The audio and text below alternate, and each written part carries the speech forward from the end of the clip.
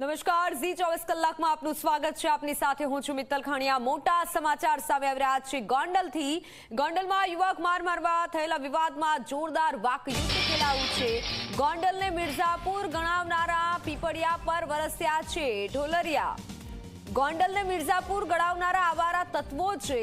ગણેશ જાડેજાએ પણ ખુલ્લી અને આકરા પ્રહાર કર્યા છે. ગોંડલ ભગવતસિંહજીનું ગોકળિયું ગોંડલ છે. ગોંડલને બદનામ કરવાનો પ્રયાસ થયો છે. ત્યારે ગણેશ જાડેજા પર ખુલ્લી અને આકરા પ્રહાર કરવામાં આવ્યા તો બીજી તરફ વાક યુદ્ધ ખેલાયું છે. ગોંડલ ભગતસિંહનું છે. ગોંડલને બદનામ કરવાનો પ્રયાસ થયો છે અને આ તરફ ગોંડલને લઈને જે રાજનીતિ ગરમાઈ છે, ગોંડલમાં યુવક માર મારવામાં જે વિવાદ થયો હતો તેમાં હવે આમને સામને આવ્યા છે. અલ્પેશ ઢોલરિયાનું નેતા તરીકે ઉદ્ભવ ન થવાની અને મારું ઉદ્ભવ એને કરાવ્યું છે. શું કામ? બીજો કોઈ નેતા હોય તો ન થવા દે. એને કીધું છે કે અલ્પેશને અમે બધા ભાઈની જેમ રહી છીએ, આજ અમે દીકરાની જેમ રહી છીએ. ઘણા અમારા પગે લાગવાના વિડિયા શેર કર્યા છે અને એને કીધું છે ગુલામ નથી.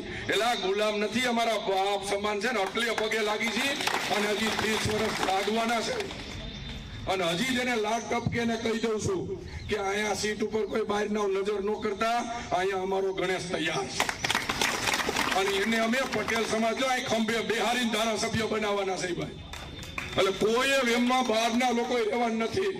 એટલે બહારના જે લુખાવને અહીંયા ગુંડાગીરી દેખાતી હોય ને એને અજયના આવીને અહીંયા પૂછજો અમને.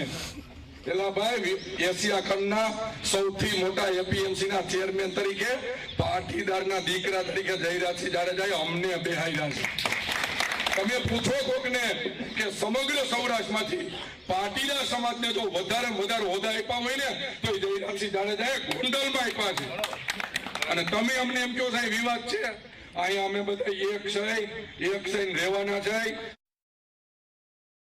ગોંડલને બદનામ કરવામાં આવી રહ્યું છે. જે રીતે સમગ્ર સૌરાષ્ટ્રના બહાર બેઠેલા લોકો જે રીતે ગોંડલને અલગ નજરથી જોવે છે, જે લોકો ગોંડલને મિર્ઝાપુર તરીકે સંબોધે છે, એવા આવારા તત્વોને નવા ટપોરીઓને અહીંથી ગોંડલના 18 વર્ષના લોકો તરફથી ને ગોંડલના યુવાન તરીકે એવા ટપોરીઓને હું જવાબ આપું છું કે ભાઈ ગોંડલ ગોકુળિયું ગોંડલ છે સર, ભગવતસિંહનું ગોંડલ છે અને ગોંડલની અંદર તમામ સમાજના લોકો 18 વર્ષના લોકો એક થઈ અને રહેશે. ભવિષ્યમાં પણ ગોંડલની અંદર કોઈ પણ જાતના જ્ઞાતિના વાળાઓ છે નહીં.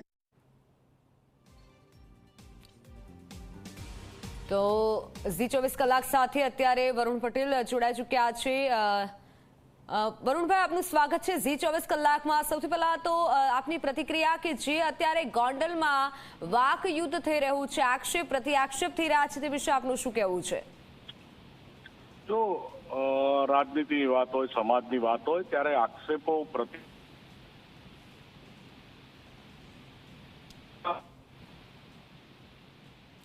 આક્ષેપો થાય, પણ હવે જે તો પછી કોઈ ચર્ચાનો વિષય પર્ટિક્યુલર અત્યારે હાલ પૂરતો ગોંડલના વિષયમાં જે યુવકને જે મારવામાં આવ્યો હતો, એની ઉપર જે અત્યાચાર કરવામાં આવ્યો હતો, એમાં ફરિયાદી પક્ષને જો કોઈ વાંધો ના હોય તો પછી બીજો કોઈ વિષય અત્યારે હાલ પૂરતો છે નહીં. પણ ફરીથી સમાજે, બધા સમાજે ગોંડલ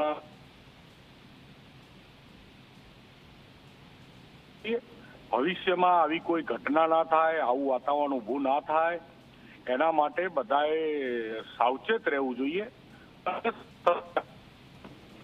પરંતુ બિલકુલ પરંતુ આખા સૌરાષ્ટ્રને મિર્ઝાપુર ક્યાં ગણાવાયું છે? આવારા તત્વો કહેવામાં આવ્યા છે. પરસોત્તમ પીપળિયાનું જે નિવેદન સામે આવ્યું અને તે બાદ જે રાજનીતિ ગરમાઈ છે તે વિશે આપનું શું કહેવું છે? કારણ કે સૌરાષ્ટ્રનો ઇતિહાસ જૂનો છે અને આ વચ્ચે આવું નિવેદન. જો એમાં ગોંડલનો હત્યાનો ક્રાઇમનો ઇતિહાસ છે, એમાં એમને એવું નિવેદન આપ્યું છે ને એ ક્યાંક કોક અંશે સાચું પણ છે.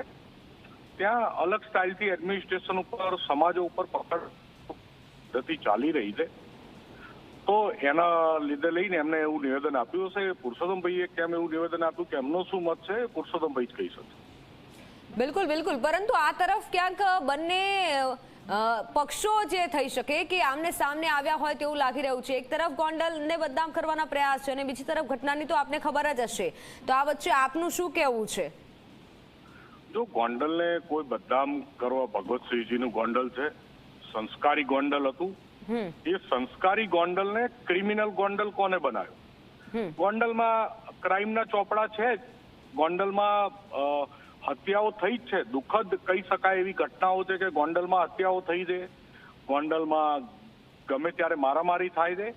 એ બધું ના થવું જોઈએ અને આ એક સમાધાનકારી વલણ અને ગોંડલમાં શાંતિ, સુખ શાંતિ જળવાઈ રહે એના માટે જ અમારા બધા જેવાએ બોલવું પડ્યું અને બોલ્યા. એનું પરિણામ છે અમે બધાએ વાત કરી કે ભાઈ ગોંડલને શું કરવા બદનામ થાય એવું કરો છો?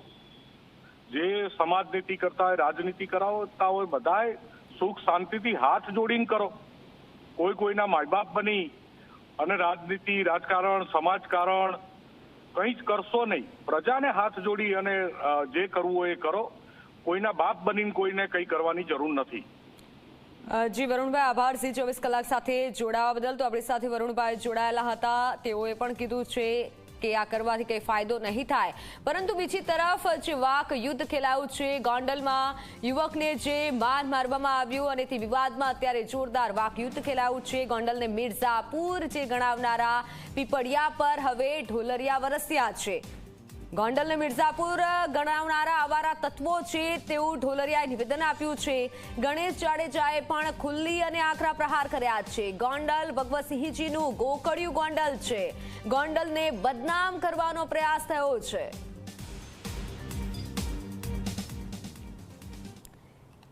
તો